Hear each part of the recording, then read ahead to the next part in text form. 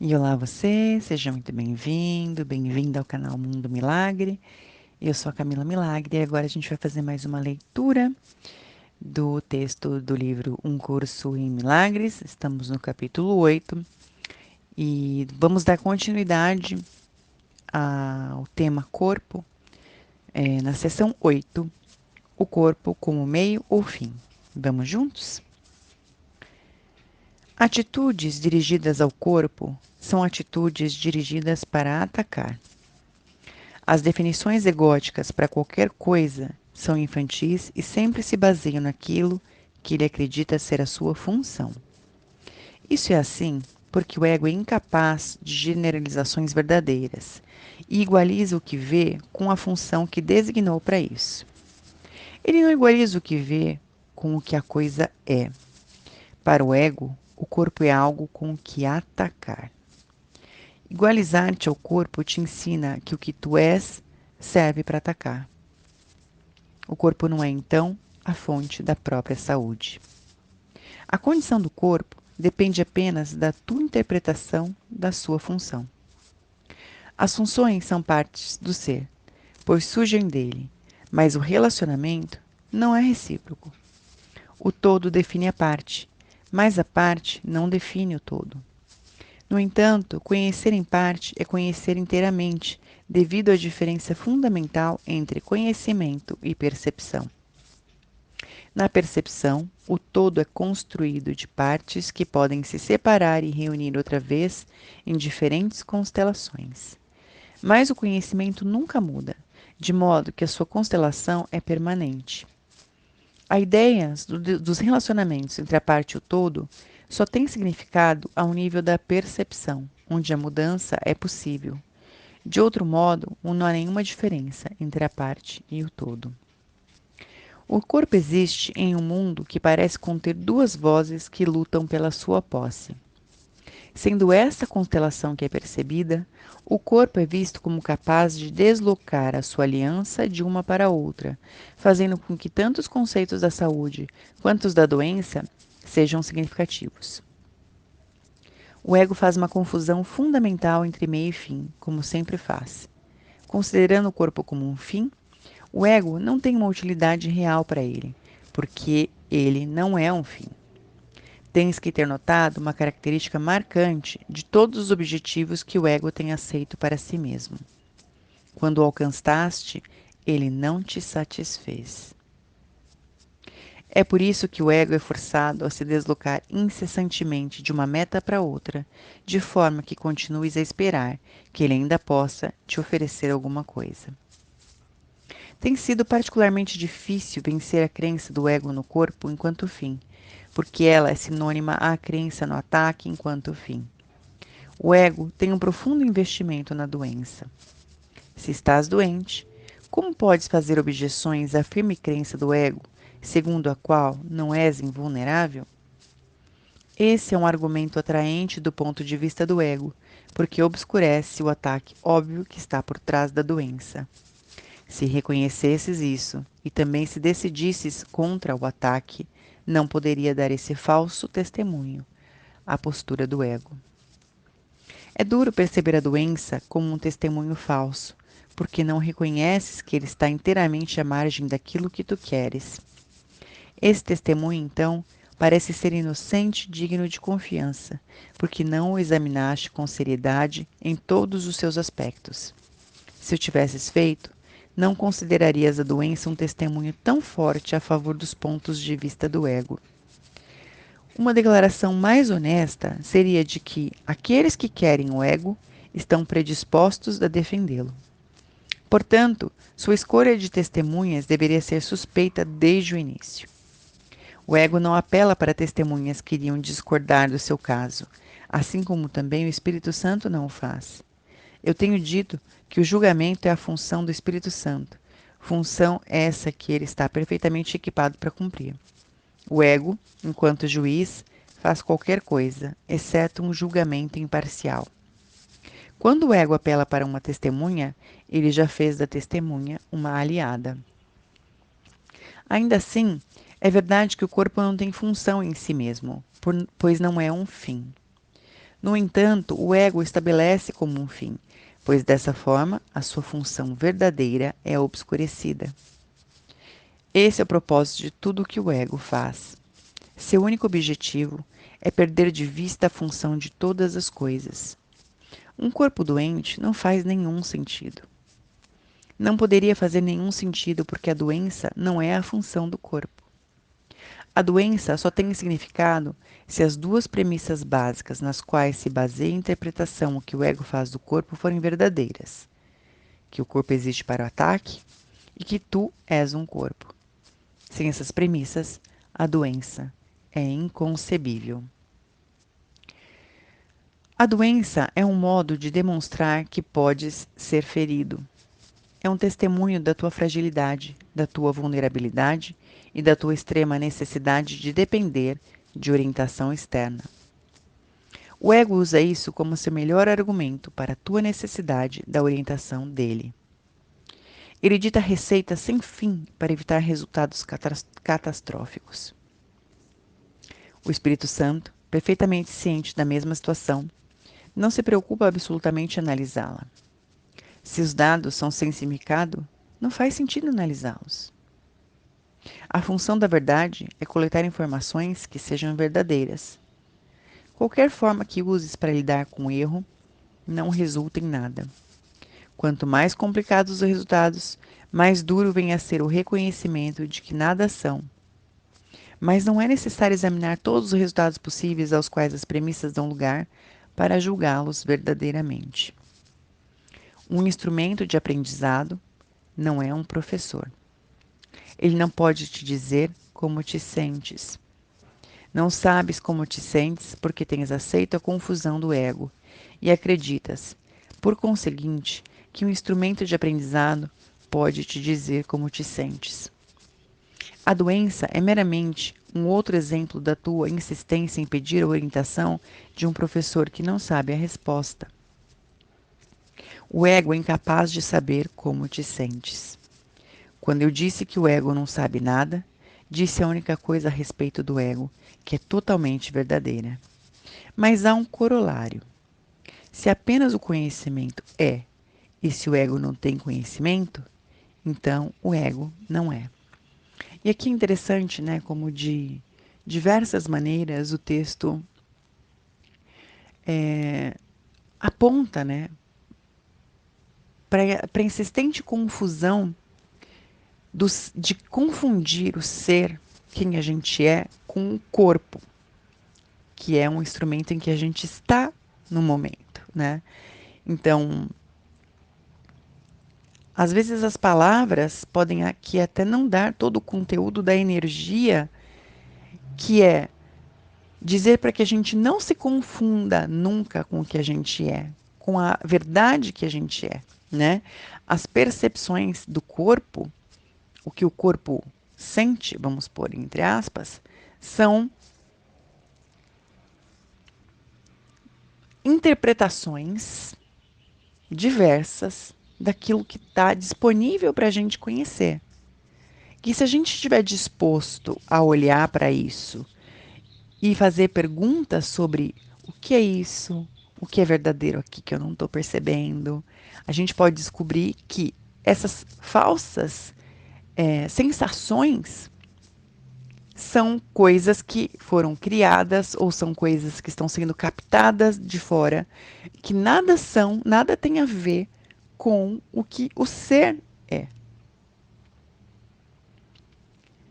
Então, quando ele fala, o instrumento de aprendizado não é um professor, ele não pode te dizer como você se sente.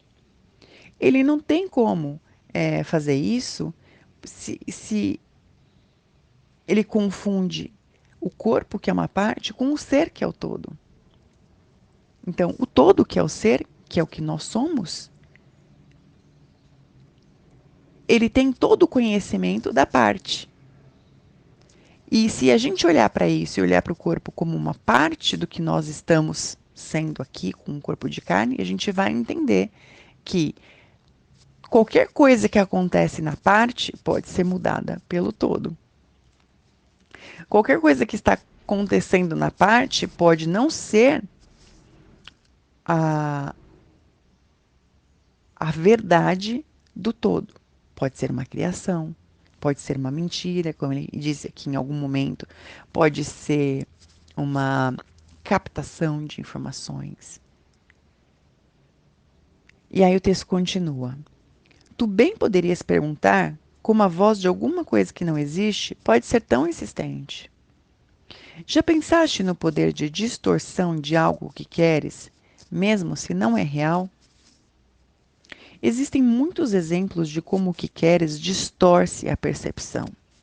Ninguém pode duvidar da competência do ego em construir casos falsos. E nem ninguém pode duvidar da tua disponibilidade em escutar, enquanto não escolhes não aceitar coisa alguma, exceto a verdade. Quando deixares o ego de lado, ele desaparecerá. A voz do Espírito Santo é tão alta quanto a tua disponibilidade em ouvir. Não pode ser mais alta sem violar a tua liberdade de escolha, que o Espírito Santo busca restaurar e nunca minar. Então, que usos a gente tem feito do nosso corpo que distraem, que usos, né, a gente tem feito do nosso corpo que distraem a gente das verdades do nosso ser? Que aplicações a gente tem dado para o nosso corpo que distraem a gente do nosso ser? Que usos a gente faz do nosso corpo que distraem a gente do nosso ser? O que a gente tornou tão real, valioso sobre o corpo, ou sobre as coisas que o corpo sente, que a gente nem ao menos, muitas vezes, dá o trabalho de questionar para descobrir qual é a verdade. Então, se o corpo apresenta uma condição e você tem essa percepção, alguma vez você já parou para ir além dessa percepção e perguntar o que é isso? Para obter o conhecimento daquilo? Muitas vezes a gente passa inconsciente, né, nos nossos corpos. E os corpos estão, às vezes, apresentando coisas que nem são nossas, é só um instrumento. E aí a gente tá. E quando eu falo é só, eu não estou dizendo, é pouco. Como dizia um amigo meu, cuida da alma que a matéria já era. Né? Não é sobre isso. Porque se você tem um corpo, ele é parte do todo. Mas se você transforma o corpo no todo, você está vivendo uma grande mentira. Você não é um corpo.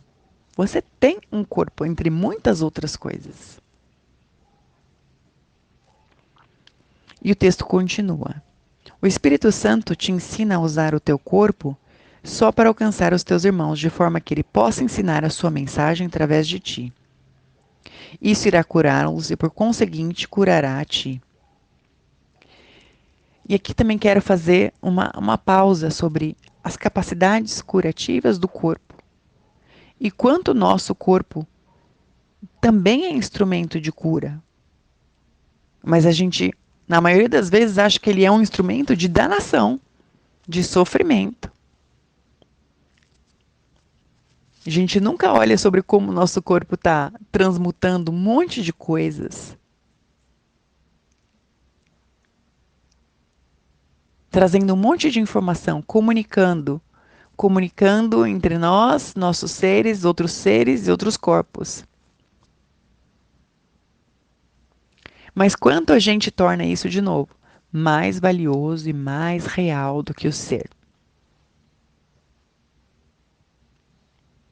Ter um corpo é uma das coisas que o ser tem nesse momento. Outros seres não têm corpos nesse momento.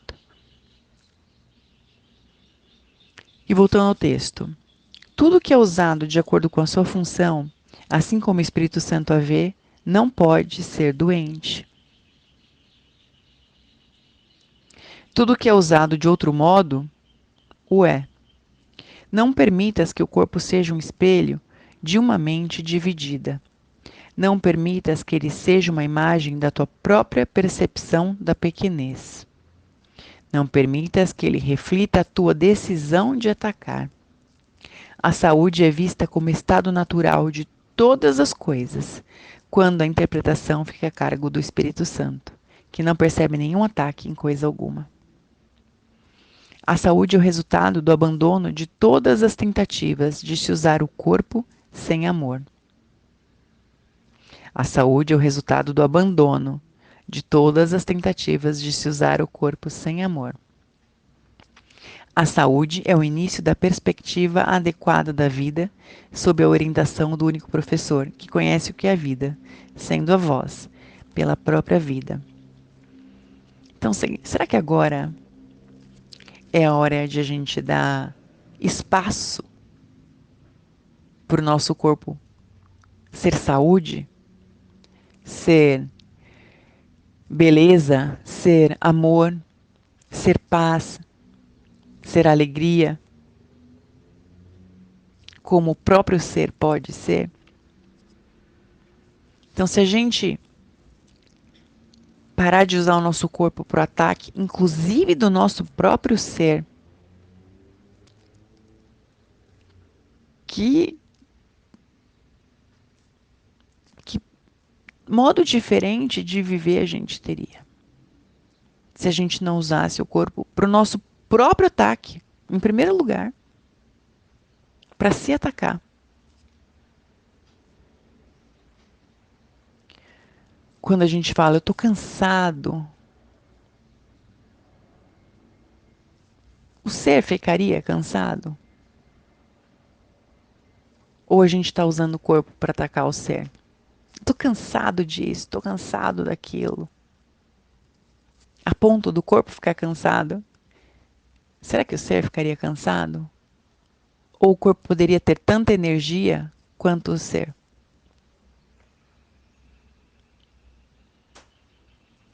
Essas são perguntas que a gente pode se fazer daqui para frente. E acho que eu vou encerrar o capítulo para que a gente possa dar um fechamento, né, nessa parte tão interessante com essa outra perspectiva sobre o corpo. Então, vou dar continuidade aqui na sessão 9, a última sessão do capítulo 8, a cura como percepção corrigida. Eu disse anteriormente que o Espírito Santo é a resposta. Ele é a resposta para todas as coisas, porque ele conhece qual é a resposta para todas as coisas. O ego não sabe o que é uma verdadeira pergunta, muito embora ele coloque um sem número delas. E aqui vou fazer uma observação. Ele diz que o ego não sabe o que é uma verdadeira pergunta, muito embora ele coloque um sem número delas. Mas ele coloca um sem número de perguntas ou ele coloca um sem número de dúvidas? Para deixar a gente estagnado. Porque se a gente estivesse fazendo uma pergunta, a gente certamente receberia as consciências a respeito de algo. Mas muitas vezes a gente está fazendo uma dúvida. A gente está fazendo uma distração. Então, o que é isso para cada um de nós, né? E voltando ao texto. Entretanto, podes aprender isso na medida em que aprenderes a questionar o valor do ego e assim estabeleceres a tua capacidade de avaliar as suas questões. Quando o ego te tenta para que fiques doente, não peças ao Espírito Santo para curar o corpo, pois isso seria apenas aceitar a crença do ego, segundo a qual o corpo é o objetivo adequado para a cura. Pede, em vez disso, que o Espírito Santo te ensine a percepção certa do corpo, pois só a percepção pode ser distorcida. Só a percepção pode estar doente, pois só a percepção pode estar errada.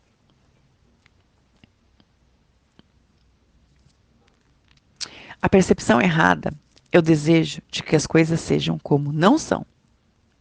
A realidade de todas as coisas é totalmente inócua, pois a condição da sua realidade é a inocuidade total. É também a condição da tua consciência da realidade de todas as coisas. Tu não tens que buscar a realidade. Ela buscará a ti e te achará quando tiveres satisfeito as suas condições. As suas condições são parte do que ela é.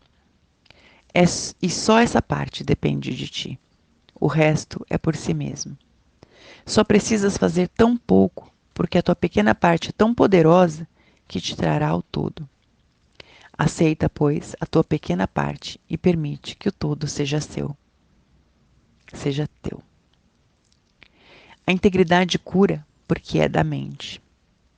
Todas as formas de doença, até mesmo a morte, são expressões físicas do medo do despertar. Elas são tentativas de reforçar o sono por medo do acordar. Esse é um modo patético de tentar não ver, tornando sem efeito as faculdades da vista. Descanse em paz é uma bênção para os vivos, não para os mortos, porque o descanso vem do despertar e não do sono. O sono é afastamento, o despertar, união. Os sonhos são ilusões de união, porque eles refletem as noções distorcidas do ego a respeito do que seja unir. Entretanto, também o Espírito Santo tem uma utilidade para o sono e pode usar sonhos a favor do despertar, se tu lhe permitires. Como acordas é o sinal de como usaste o sono. A quem o deste? Sob a orientação de que professor o colocaste? Sempre que despertas desinspirado, não o deste ao Espírito Santo. Só quando acordas alegre é que usaste o sono de acordo com o propósito dele. De fato, pode ser drogado pelo sono, drogado, entre aspas, pelo sono, se tu o usaste equivocadamente em favor da doença. O sono não é uma forma de morte, assim como a morte não é uma forma de inconsciência.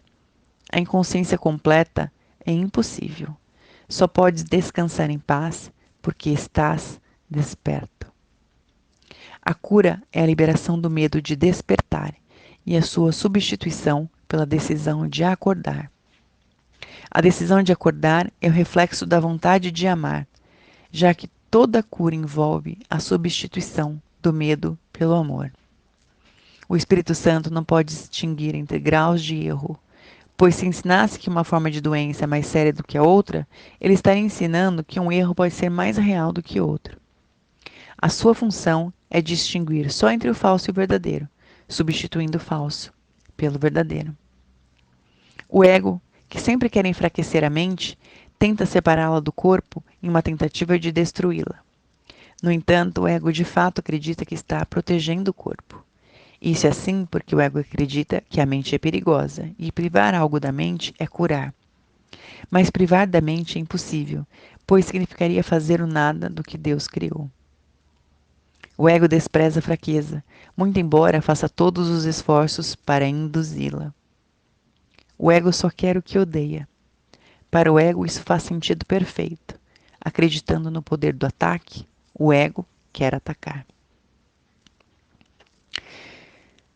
E as palavras, né, que são usadas como mente, corpo, mente, ego, né, como ser e distração de ser, né, como ser em um estado de ser, são palavras que talvez a gente nem se dê conta que exista uma separação, ou melhor ainda, melhor dizendo, o que eu quero dizer é o seguinte, que a gente não se dá conta de que vive na separação, que a gente não se dá conta de que cria uma separação. Porque se a gente também tivesse disposto a ver o ego, a gente poderia falar, isso não funciona para mim. Eu quero ser o todo, eu quero ser o ser infinito, eu quero ser a mente correta de Deus. E o que isso significaria, né? E o texto diz: a Bíblia te exorta a ser perfeito, a curar todos os erros, a não pensar no corpo como algo separado e a realizar todas as coisas em meu nome. Mas não é só o meu nome, pois a nossa é uma identificação compartilhada. O nome do Filho de Deus é um só e és exortado a fazer os trabalhos do amor, porque nós compartilhamos essa unicidade. Nossas mentes são íntegras, porque são uma só. Se estás doente, estás te afastando de mim. No entanto, tu não podes afastar-te só de mim. Só podes afastar-te de ti mesmo e de mim. Com certeza, já começaste a reconhecer que esse é um curso muito prático, que de fato quer dizer exatamente o que diz. e não iria te pedir que fizesse coisas que não podes fazer, e é impossível que eu pudesse fazer coisas que tu não possas fazer. Isso posto bem literalmente, nada pode te impedir de fazer exatamente o que eu peço, e tudo argumenta a favor de que o faças. Eu não te imponho limites porque Deus não colocou nenhum limite sobre ti. Quando limitas a ti mesmo, deixamos de ser uma só mente e isso é doença. Entretanto, a doença não é do corpo, mas da mente. Todas as formas de doença são sinais de que a mente está dividida e não aceita um propósito unificado. Era bem sobre isso que eu estava falando, né? A gente tem uma ideia de separação, mas a gente não está separado de verdade, nem o corpo está separado de verdade, nem o ego está separado de verdade. É só um estado de ser ego. Não é o ser ilimitado, o ser amor, o ser poder, o ser glória, o ser alegria. Não tem limites sobre nós. Esses limites nós nos colocamos, nós compramos, nós fomos implantados ou explantados e nos colocamos. Nos permitimos ser o limite, nos permitimos ser só o corpo, nos permitimos ser só a doença. E se a gente se permitisse ser o todo, ser a mente, ser ilimitado, ser poder, ser controle, ser glória, ser alegria.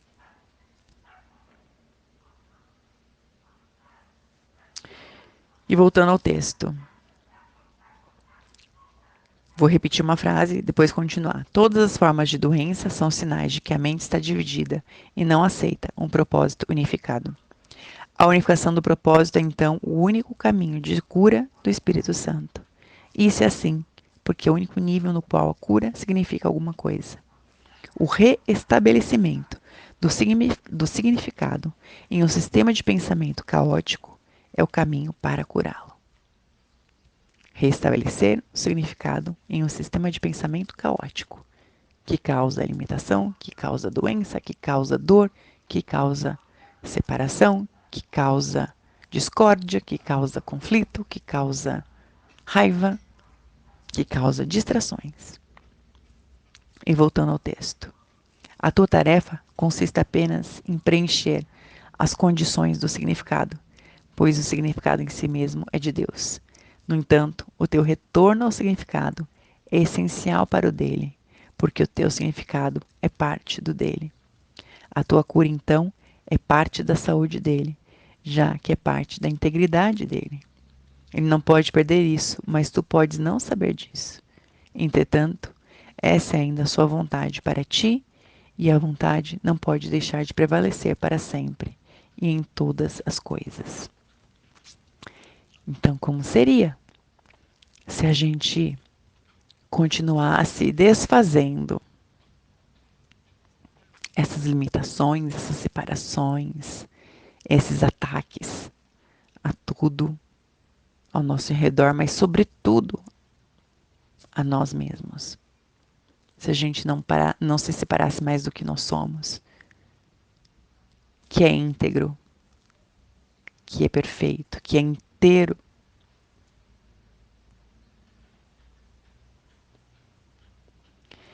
E os exercícios que a gente tem feito diariamente trazem, né, essas práticas de olhar para a gente de um jeito mais inteiro. Ou não existe mais inteiro, né? De olhar a gente de forma inteira. De começar a tirar esses bloqueios, essas limitações, essas separações para a gente se enxergar verdadeiramente como o ser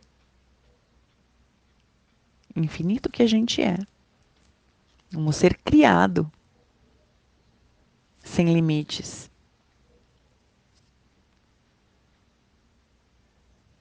Então, que a gente pode escolher para nós e para os nossos corpos depois dessa leitura. E esse é o convite e o questionamento que eu faço para mim mesma e coloco para vocês, caso seja uma contribuição na jornada de vocês nesse momento. Então, assim terminamos o capítulo 8. Espero que tenha sido uma contribuição para vocês E nós nos vemos na próxima leitura. Um abraço e até lá!